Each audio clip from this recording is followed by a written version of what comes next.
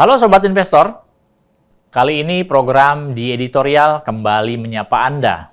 Bersama saya Yanto Kusdiantono, redaktur pelaksana idxchannel.com.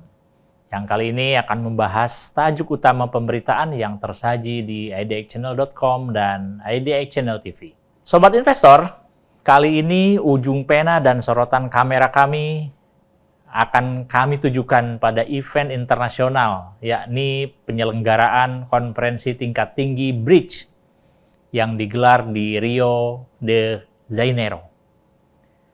Gelaran ini merupakan kegiatan rutin bagi BRIDGE, lembaga lintas pemerintahan yang semula didirikan oleh Brazil, Rusia, India, dan China. Kelompok ini menindaklanjuti peluang investasi di antara para negara anggotanya. Dalam perkembangannya, jumlah negara yang masuk dalam keanggotaan BRIDGE semakin bertambah dengan bergabungnya Afrika Selatan, Iran, Mesir, Ethiopia, Uni Emirat Arab, dan juga Indonesia.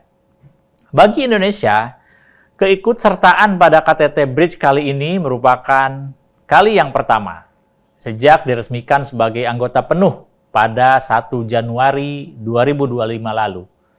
Meski diprakarsai dengan semangat awal tentang investasi, eksistensi BRIDGE pada praktiknya semakin berkembang menjadi sebuah blok geopolitik yang oleh Presiden Rusia Vladimir Putin diklaim telah memiliki pengaruh yang kuat dan bahkan memiliki hegemoni negara-negara G7 yang berisikan Amerika Serikat, Kanada, Prancis, Jerman, Italia, Jepang, Inggris, dan Uni Eropa. Sedangkan Presiden Indonesia, Prabowo Subianto, dalam keikutsertaan perdananya pada KTT BRIDGE, menekankan pentingnya bagi negara-negara anggota BRIDGE untuk memperkuat kemitraan ekonomi di antara negara-negara selatan. Kelompok ini selama ini kerap dipandang sebelah mata lantaran dipersepsikan sebagai negara yang terbelakang akibat menjadi korban kolonialisme yang panjang di masa lalu. Dalam pidatonya yang disampaikan pada hari kedua penyelenggaraan KTT BRIDGE, Prabowo juga menegaskan posisi Indonesia dalam memerangi perubahan iklim dengan secara khusus menyoroti tantangan nyata dampak dari perubahan iklim yang dihadapi oleh dunia global.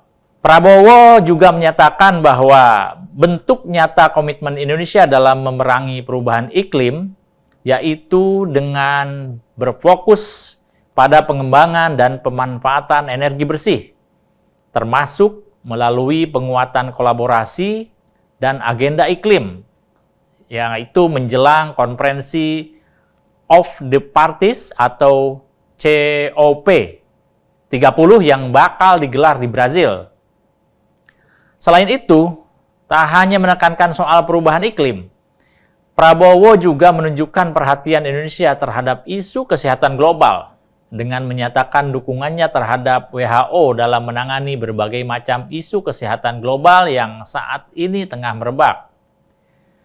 Menariknya, saat menyambut kehadiran Prabowo, Presiden Brazil yang pada tahun ini juga menjabat sebagai presidensi BRIDGE, yaitu Luiz Inácio Lula da Silva, menyebut bahwa keberadaan BRIDGE merupakan perwujudan masa kini atas semangat yang diangkat dalam deklarasi Konferensi Asia Afrika di Bandung pada tahun 1955 silam. Menyambut pernyataan itu, Prabowo pun mengamini bahwa pentingnya Bandung Spirit dalam keanggotaan BRIDGE saat ini. Prabowo mengajak semua pihak agar dapat menjadikannya sebagai pegangan dalam setiap kegiatan dan kebijakan yang diambil oleh BRIDGE di masa mendatang. Salah satu semangat yang bisa terus dijaga menurut Prabowo yaitu ikatan kemitraan di antara sesama negara berkembang dengan memanfaatkan wadah New Development Bank atau NDB. Prabowo juga menegaskan kesiapan Indonesia untuk bergabung secara aktif dalam NDB dengan menyatakan peran strategis NDB sebagai upaya Indonesia dalam mengakses pembiayaan pembangunan yang sejalan dengan agenda transformasi hijau dan pertumbuhan berkelanjutan. Prabowo juga menekankan bahwa dengan bergabungnya dalam keanggotaan BRICS, ini telah memperkuat posisi Indonesia di kancah global. Dengan formasi keanggotaan saat ini, Prabowo menilai bahwa BRICS kini telah merepresentasikan 50% lebih dari penduduk dunia dan mencakup sekitar 35% dari produk domestik bruto global. Dalam kesempatan tersebut, Prabowo juga kembali menekankan posisi hubungan internasional yang dianut oleh Indonesia, yaitu memprioritaskan perluasan jejaring persahabatan dan kerjasama strategis antar bangsa demi mendukung perdamaian dan kemakmuran global. Yang menarik, dalam penyelenggaraan KTT kali ini, Presiden Brazil selaku tuan rumah juga turut mengecam langkah Presiden Amerika Serikat Donald Trump yang baru saja menetapkan tarif tambahan kepada negara-negara di dunia, khususnya kepada negara-negara anggota BRICS. Dengan lantang, Lula da Silva menegaskan bahwa di dunia saat ini sudah berubah dan tidak lagi sama dengan konsep yang masih dipegang oleh Amerika Serikat dan para sekutunya. Lula menyatakan bahwa dunia saat ini tidak lagi butuh sosok kaisar sebagai bentuk sindiran terhadap peran yang selama ini dijalankan oleh Amerika Serikat di tengah interaksinya dengan negara-negara lain di dunia. Lula menyebut saat ini dunia justru dipenuhi oleh negara-negara yang berdaulat dan saling menghargai satu sama lain, sehingga dibutuhkan rasa respek yang lebih dari Amerika Serikat untuk tidak lagi bertindak dan bersikap seenaknya terhadap negara-negara lain. Menurut Lula, BRICS merupakan sekumpulan negara yang ingin menumbuhkan cara lain dalam mengatur dunia dari perspektif ekonomi, sehingga sangat layak bila kemudian kehadiran BRICS membuat Amerika sedikit merasa tak nyaman dan terganggu. Dalam kesempatan tersebut, Lula juga menegaskan dukungan BRICS dalam upaya mengurangi dominasi dolar dalam perekonomian global. Meski diakui juga bahwa upaya dedolarisasi harus dilakukan dengan sangat cermat dan hati-hati. Dunia perlu menemukan cara agar hubungan perdagangan tidak lagi harus melalui dolar. Begitu kata Lula. Dalam pandangan kami, pernyataan Lula ini menjadi menarik, mengingat gerakan dedolarisasi pada dasarnya bukan merupakan ide baru, melainkan semangat yang telah lama digaungkan oleh sejumlah pihak, yang rata-rata mereka memang aktif mengkritisi dominasi Amerika Serikat dalam perekonomian dunia. Salah satu bentuk konkret dari gagasan dedolarisasi diantaranya adalah dengan kemunculan teknologi blockchain yang dicontohkan oleh sosok anonim yang menyebut dirinya sebagai Satoshi Nakamoto.